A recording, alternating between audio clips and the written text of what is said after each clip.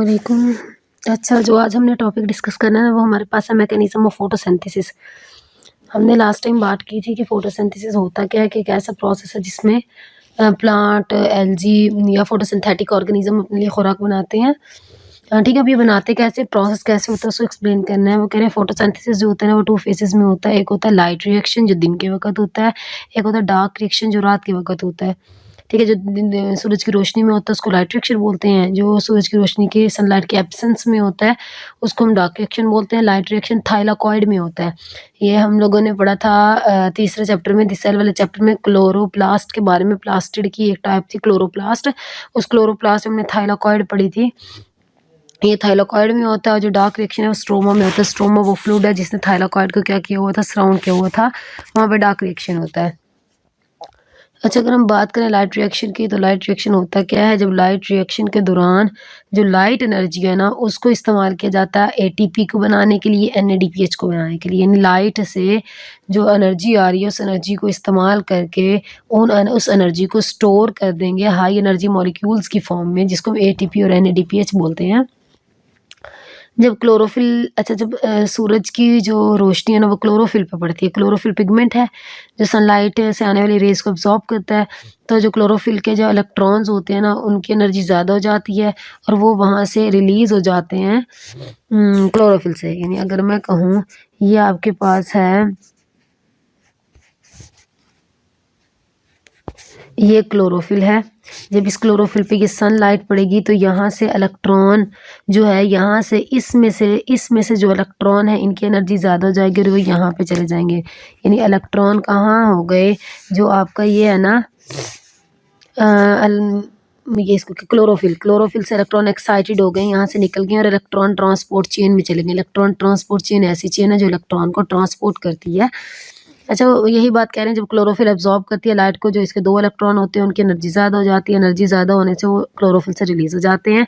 ये high energy जो electron है वो इलेक्ट्रॉन ट्रांसपोर्ट चेन से पास करेंगे। जब ये इलेक्ट्रॉन हाइयर से लोअर लेवल पे जाते हैं, ये एनर्जी को रिलीज़ कर देते हैं किस फॉर्म में, एटीपी की फॉर्म में। अब देखो यहाँ पे ये ऊपर की तरफ जा रहे हैं, मतलब हाइयर जा रहे हैं, लेकिन जब ये नीचे की तरफ मूव करेंगे तो इसकी एनर्जी क्या हो जाती है, कम। और जो एनर्जी रिलीज होगी इस स्टेप के दौरान वो एटीपी की फॉर्म में क्या हो जाती है, स्टोर हो जाती है। अच्छा, पहले स्टेप में हमने ये पढ़ा कि क्लोरोफिल पे सूरज की रोशनी पड़ेगी। जब क्लोरोफिल के ऊपर सूरज की रोशनी पड़ेगी तो इलेक्ट्रॉन वहाँ से क्या हो जाएंगे, रिलीज हो जाएंगे। इलेक्ट्रॉन रिलीज होके कहाँ चले जाएंगे, इलेक्ट्रॉन ट्रांसपोर्ट चेन में। जब इलेक्ट्रॉन जो है इलेक्ट्रॉन ट्रांसपोर्ट चेन में जाएंगे, लाइट पड़ी क्लोरोफिल के ऊपर, क्लोरोफिल से इलेक्ट्रॉन एक्साइटेड हो गए, इलेक्ट्रॉन एक्साइट हो गए, इलेक्ट्रॉन ट्रांसपोर्ट चेन पे ऊपर मूव कर गए। लेकिन जब ये हाइयर से लोअर जाएंगे तो इनकी एनर्जी रिलीज हो जाएगी और वो एनर्जी किस फॉर्म में स्टोर हो जाएगी, एटीपी की फॉर्म में। ये 2 स्टेप्स में बताया गया है। तीसरा स्टेप देखो, light also break the water molecule, इसको फोटोलाइसिस भी बोलते हैं इस स्टेप को।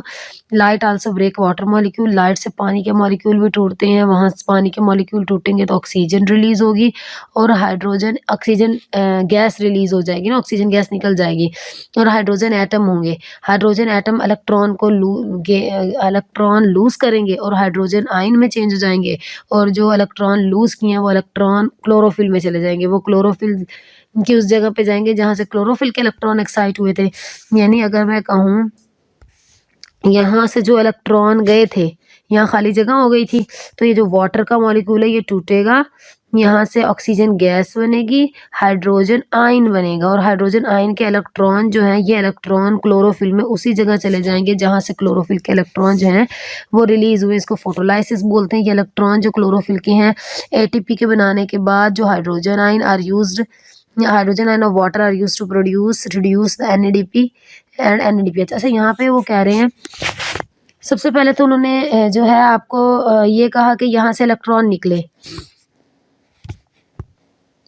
यहाँ से इलेक्ट्रॉन निकले, यहाँ से इलेक्ट्रॉन निकल के यहाँ चले गए, यहाँ खाली जगह हो गई। जो यहाँ खाली जगह हो गई इनके इलेक्ट्रॉन, इनको फिल किया वाटर के इलेक्ट्रॉन ने और जो यहाँ इलेक्ट्रॉन गए थे वो एटीपी की फॉर्म में स्टोर हो गए। अब जो है वो क्या कह रहे हैं, अब यहाँ पे भी ऐसे ही प्रोसेस होगा। ये जो इलेक्ट्रॉन होंगे ना, ये इलेक्ट्रॉन और यहाँ से जो वाटर का हाइड्रोजन आयन बना था, ये यहाँ पे हाइड्रोजन आयन आएगा। वो हाइड्रोजन आयन क्या करेगा, वो हाइड्रोजन आयन NADP के साथ रिएक्ट करके NADPH बना लेगा। जब यहाँ से इलेक्ट्रॉन, इसी तरह यहाँ से जब लाइट पड़ेगी दूसरे क्लोरोफिल पे, यहाँ से जो इलेक्ट्रॉन एक्साइट होंगे वो इलेक्ट्रॉन NADP के साथ जो हाइड्रोजन है, जो पीछे वाटर का हाइड्रोजन आयन है, वो रिएक्ट करके क्या बना लेगा, NADPH बना लेगा। अच्छा, यही बस 4 स्टेप बताए हुए हैं इसमें कि सबसे पहले तो क्लोरोफिल से इलेक्ट्रॉन रिलीज होते हैं और जब वो लोअर लेवल पे जाते हैं तो ATP की फॉर्म में उन इलेक्ट्रॉन को स्टोर कर लिया जाता है। फिर क्लोरोफिल से जो इलेक्ट्रॉन गए हैं उनको फिल करेंगे हाइड्रोजन के इलेक्ट्रॉन। फिर लास्ट में इलेक्ट्रॉन, हाइड्रोजन आयन और NADP रिएक्ट करके NADPH बना लेते हैं। अब NADPH है क्या, निकोटीन एडेनिन डाइन्यूक्लियोटाइड है। जिस तरह हमारे पास ATP है एडिनोसिन ट्राइफॉस्फेट, इसी तरह NAD है निकोटीन अमाइड डाइन्यूक्लियोटाइड।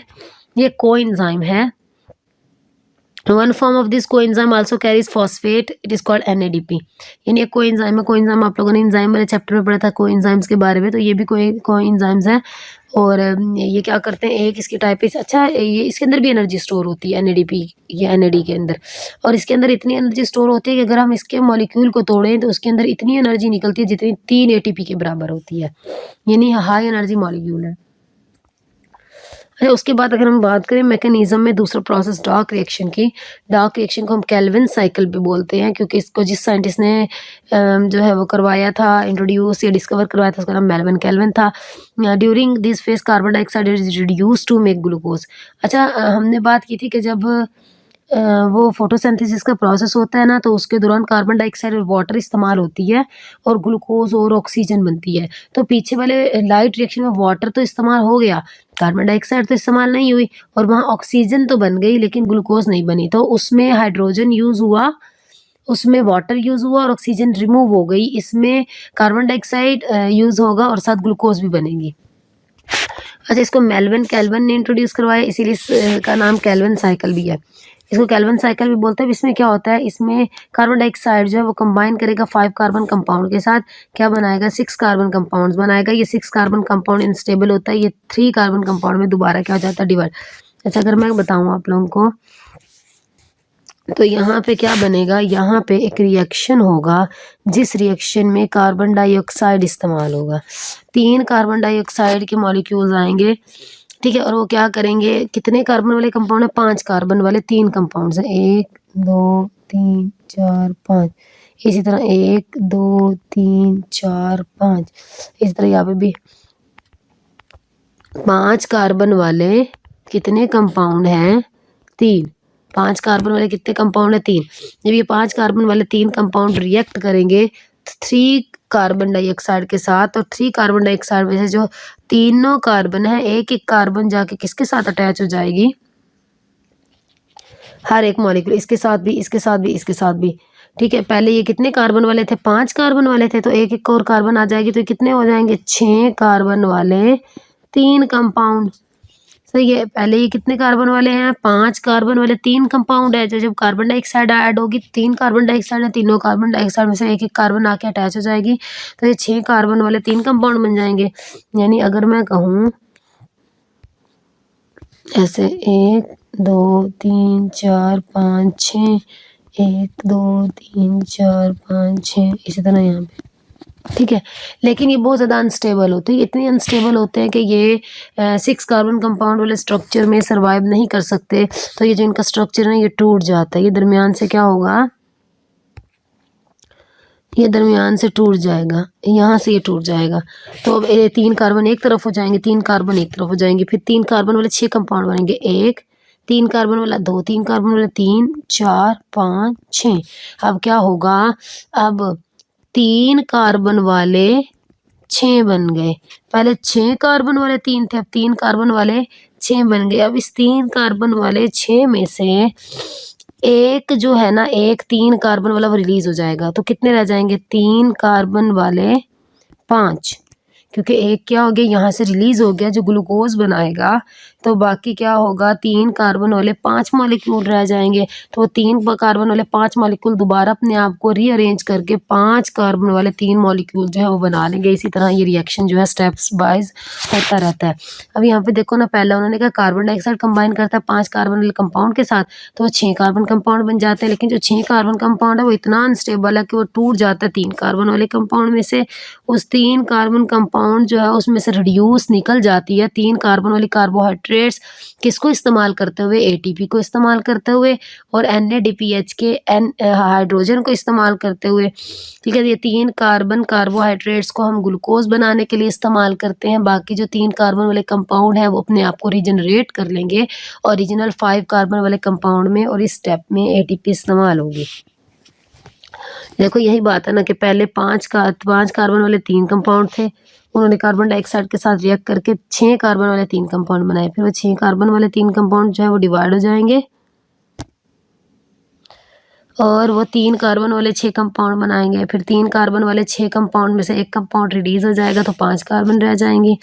तो उस 5 कार्बन जो है 5 मॉलिक्यूल रह जाएंगे। तो 3 कार्बन वाले 5 मॉलिक्यूल अपने आप को रीअरेंज करके दोबारा फिर 5 कार्बन वाले 3 मॉलिक्यूल जो हैं वो बना लेते हैं। ये था आपका डार्क रिएक्शन। इसको मेल्विन केल्विन ने इंट्रोड्यूस करवाया, इसलिए इसको हम केल्विन साइकिल का डार्क रिएक्शन भी बोलते हैं।